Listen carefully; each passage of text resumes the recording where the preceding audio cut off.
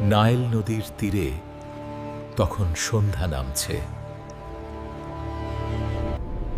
লাল সূর্যটা ধীরে ধীরে মরুভূমির বালুর আড়ালে হারিয়ে যাচ্ছে। একটি পাথরের মন্দিরের ভেতর জ্বলছে তেলের প্রদীপ, আর সেই আলোয় দাঁড়িয়ে আছে সাদা পোশাকের কয়েকজন পুরোহিত। মাঝখানে শুয়ে আছে এক মৃতদেহ। সে আর সাধারণ মানুষ নয়, সে এখন অনন্ত জীবনের পথে যাত্রী। প্রাচীন মিশরীয়রা বিশ্বাস করত, মানুষ মরলেও আত্মা মরে না, কিন্তু আত্মা ফিরে আসতে পারে শরীরের ভেতরেই। আর তাই শরীরকে নষ্ট হওয়া থেকে বাঁচানো ছিল সবচেয়ে বড় কাজ। এইভাবেই শুরু হতো মমি তৈরির ভয়ঙ্কর ও রহস্যময় প্রক্রিয়া। একজন বিশেষ কর্মী, যাকে বলা হতো অন্নর বডি কাটার, ধারালো পাথরের ছুরি দিয়ে শরীরের বাম পাশে ছোট করে কাট দিত। ভেতর থেকে একে একে বের করা হতো।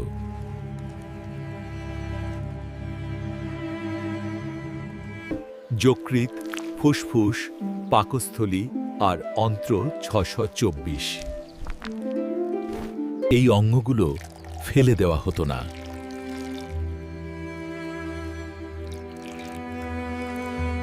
বরং রাখা হতো ৪টি পবিত্র পাত্রে।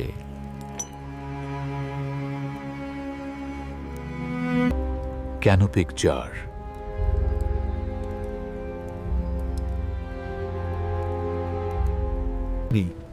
যেগুলো পাহারা দিত দেবতাদের প্রতীকী মুখ।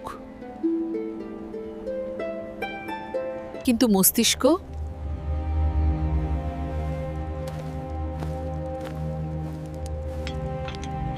মস্তিষ্ককে তারা গুরুত্বই দিত না, মেনে মনিমে যায়।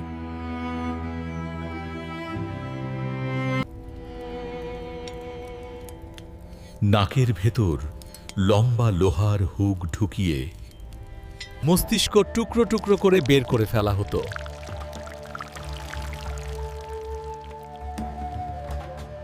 এবার মৃতদেহ ঢেকে ফেলা হতো এক বিশেষ লবণ দিয়ে, নাম নাট্রন।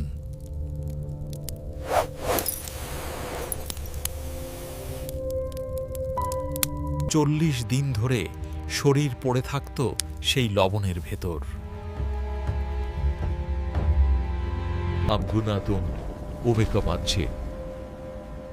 এই সময়ে দেহের সব পানি শুষে নিত নাট্রন।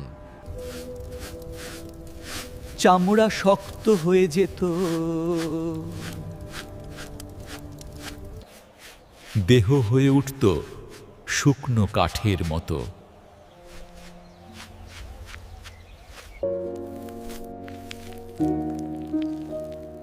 মৃত্যু তখন আর পচন নয়, বরং এক ধরনের সংরক্ষণ।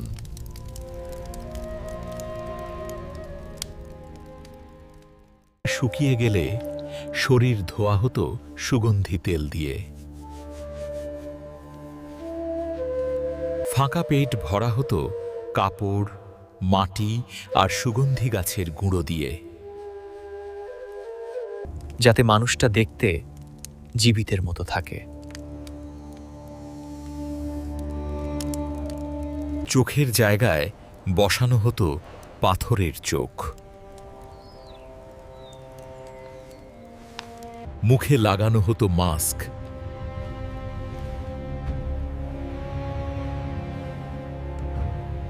কখনো সোনার,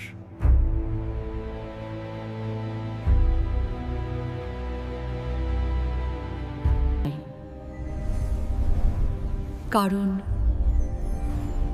আত্মা যেন ফিরে এসে নিজের শরীর চিনতে পারে।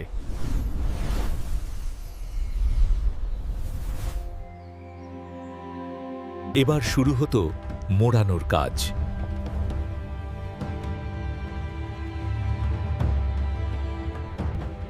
শত শত লিনেন কাপড়ে ধীরে ধীরে মোড়ানো হতো দেহ। প্রতিটি স্তরের মাঝে রাখা হতো তাবিজ।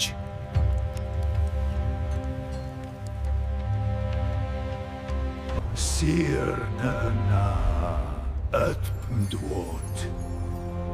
Noat biten far. অভিশাপ দেওয়া হতো চোরদের জন্য।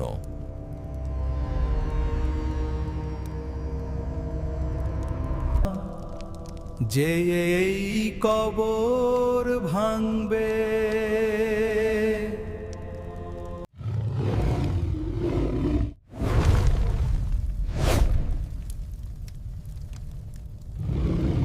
সব শেষে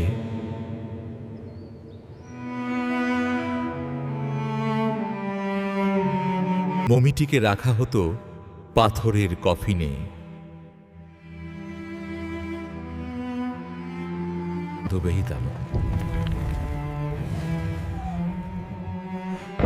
তারপর সমাধির গভীরেই অন্ধকার, নীরব, কিন্তু অনন্তের অপেক্ষায়। Look at the detail in the gold leaf. It's stunning. And the colors are still so vibrant. এটা ছিল মৃত্যুকে জয় করার চেষ্টা।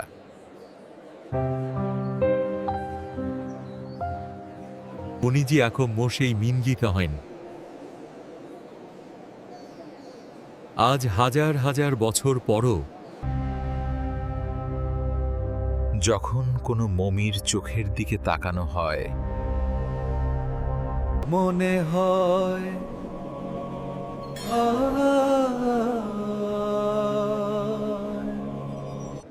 সে এখনো কিছু বলতে চায়।